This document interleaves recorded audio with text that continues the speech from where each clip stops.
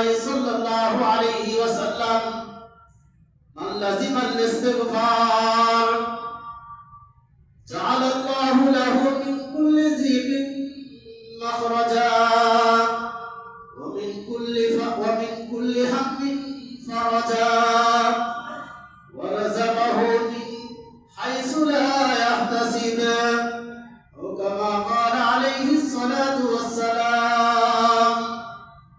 আল্লাহর হাবিব সাল্লাল্লাহু আলাইহি ওয়াসাল্লাম বলেন, মান লাযিমাল ইস্তিগফার, যে ব্যক্তি ইস্তিগফারকে নিজের উপরে লাজিম করে নিবে, ইস্তিগফার করাকে বাধ্য করে নিবে, নিজের উপর নিজে লাজিম করে নিবে, বাধ্য করে নিবে, তিনটা পুরস্কার সে দুনিয়াতে পাবে।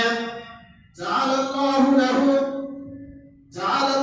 লাহু মিন কুল্লি যিবিন মাখরাজা, রব্বুল আলামিন সব রকমের সংকট থেকে বের হওয়ার রাস্তা আল্লাহ তাআলা বের করে দিবেন।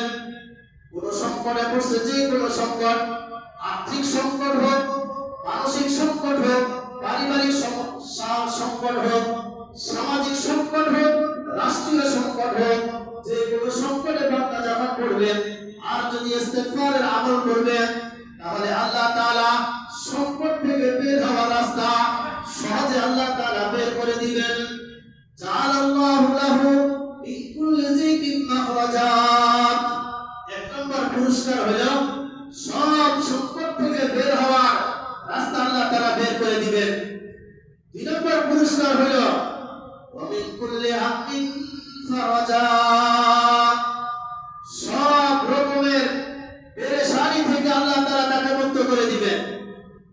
মানুষের জীবনের পেরেশানি, যে কোনো লোককে আপনি জিজ্ঞাসা করবেন, ভাই কেমন আছেন, একটা মানুষকে আপনি পাবেন না যে ভাই সরু আনা আমি ভালো আছি, সরু আনা ভালো আছি, কোনো মানুষকে আপনি দুনিয়াতে পাবেন না। কোনো মানুষ কোনো একটা পেরেশানি এবং টেনশনে আপনার ফেল করে সবসময়, হয়তো নিজের শারীরিক অসুস্থতা নিয়ে টেনশন ফেল করতেছে, না হলে ছেলে মেয়েদেরকে নিয়ে টেনশন করতেছে, না হলে বিবিকে নিয়ে আপনার টেনশন করতেছে, না হলে আপনার টাকা পয়সা নিয়ে টেনশন করতেছে। যে কোনো একটা টেনশন, কোনো না কোনো একটা টেনশনের ভিতরে মানুষ সবসময় কি থাকে পড়ে থাকে। আল্লাহর হাবিব বলেন, যখন এই কোনো টেনশনে পড়বা, তোমার বিবি নিয়ে টেনশন, তোমার বিবি তোমার কথা শুনে না, তুমি বলে একরকম, তোমার বিবি বলে আরেক রকম, বিবিকে নিয়ে তোমার টেনশন, ছেলেকে নিয়ে তোমার টেনশন, ছেলে তোমার কথা শুনে না, মেয়ে তোমার কথা শুনে না, ছেলে আর মেয়েকে নিয়ে টেনশন করতেছো, টাকা পয়সা নিয়ে টেনশন করতেছো। তো ইস্তিগফারের আমল করো, তাহলে আল্লাহ তাআলা তোমার এই টেনশনকে দূর করার ব্যবস্থা করে দিবেন আল্লাহ তাআলা। তিন নম্বর, আল্লাহর হাবিব সাল্লাল্লাহু আলাইহি ওয়াসাল্লাম বলেন, ওয়া ইয়ারযুকুহু মিন হাইসু লা ইয়াহতাসিব, আল্লাহ তাআলা অকল্পনীয় জায়গা থেকে তোমার রিজিকের ব্যবস্থা আল্লাহ তাআলা করে দিবেন। দুনিয়ার সব কাজের মূল আর লক্ষ্য হলো দুনিয়াতে যেন একটু সুখে শান্তিতে নিজে এবং নিজের পরিবার, ছেলে মেয়ে নিয়ে যেন একটু খাই গায়ে যেন আমরা চলতে পারি, একটু সুখে শান্তিতে যেন থাকতে পারি। এই জন্য আমাদের সব কষ্ট আর দুনিয়া অর্জনের লক্ষ্য আর উদ্দেশ্য এটা। এই জন্য যদি আমি দুনিয়া অর্জন করলাম কিন্তু সেই দুনিয়া দ্বারা আমার সমস্যার সমাধান হলো না, তাহলে এই দুনিয়া দ্বারা আমার দুনিয়াও বরবাদ হবে, আখিরাত আমার কি হবে, বরবাদ হবে। এই জন্য আল্লাহ তাআলা ইস্তিগফারের মাধ্যমে অকল্পনীয় জায়গা থেকে রিজিকের ব্যবস্থা আল্লাহ তাআলা করে দিবেন। এটা দুনিয়ার কোন মানুষের ওয়াদা না, রাসূলুল্লাহ সাল্লাল্লাহু আলাইহি ওয়াসাল্লামের ওয়াদা। এটা দুনিয়ার মানুষের কথা মিথ্যা হতে পারে, কিন্তু আপনার রাসূলুল্লাহ সাল্লাল্লাহু আলাইহি ওয়াসাল্লামের কথা কখনো মিথ্যা হতে পারে না। দুনিয়ার সব মানুষের কথা মিথ্যা হতে পারে, রব্বুল আলামিনের কথা কখনো মিথ্যা হতে পারে না। রব্বুল আলামিনের ওয়াদা, 6টা পুরস্কার তোমাদেরকে দেওয়া হবে। ইস্তিগফারের মাধ্যমে তোমাদের গুনাহকে মাফ করা হবে, তোমাদের সম্পদের প্রয়োজন সম্পদ দেওয়া হবে, ছেলে সন্তানের প্রয়োজন ছেলে সন্তান তোমাকে দেওয়া হবে, তোমার পানির দরকার তোমাকে পানির বৃষ্টি দরকার তোমাদের বৃষ্টির ব্যবস্থা করা হবে, খাল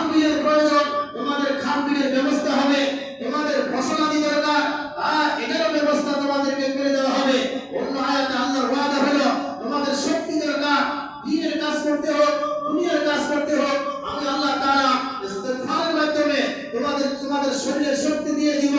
আর আল্লাহর হাবিবের ওয়াদা হলো ইস্তিগফারের মাধ্যমে তিনটা পুরস্কার তোমাকে দেওয়া হবে। এক হলো তোমার সকল সংকট থেকে তোমাকে বের হওয়ার সহজ রাস্তা আল্লাহ তাআলা বের করে দিবেন। দুই নম্বর হলো সকল পেরেশানি থেকে আল্লাহ তাআলা তোমাকে মুক্ত করে দিবেন। তিন নম্বর অকল্পনীয় জায়গা থেকে আল্লাহ তাআলা তোমার রিজিকের ব্যবস্থা করে দিবেন। এই জন্য ইস্তিগফারের আমল করার চেষ্টা করবো তো ইনশাআল্লাহ। যখন সময় হয় রাস্তা হাঁটতেছি তখন ইস্তিগফার করি, শুনতে গেছি শোয়ার মধ্যে তার কোনো কাজ নাই তখন সেখানে শুয়ে শুয়ে ইস্তিগফার করি।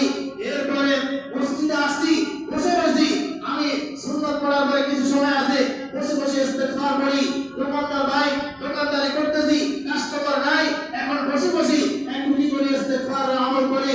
গাড়িওয়ালা ভাই গাড়ি চালাইতেছে এর মধ্যে যদি মনে মনে ইস্তিগফার যদি করি তাহলে এর দ্বারা আমার রাস্তায় চলাকালীন সময়ে সকল সংকট থেকে আল্লাহ তাআলা আমাকে কি করবেন, হেফাজত করবেন।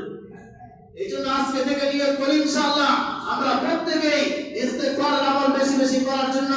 আমাদের নবী মুহাম্মদুর রাসূলুল্লাহ সাল্লাল্লাহু আলাইহি ওয়াসাল্লাম দৈনিক আপনার 100 বারের উপরে ইস্তিগফার করতেন রাসূলুল্লাহ সাল্লাল্লাহু আলাইহি ওয়াসাল্লাম।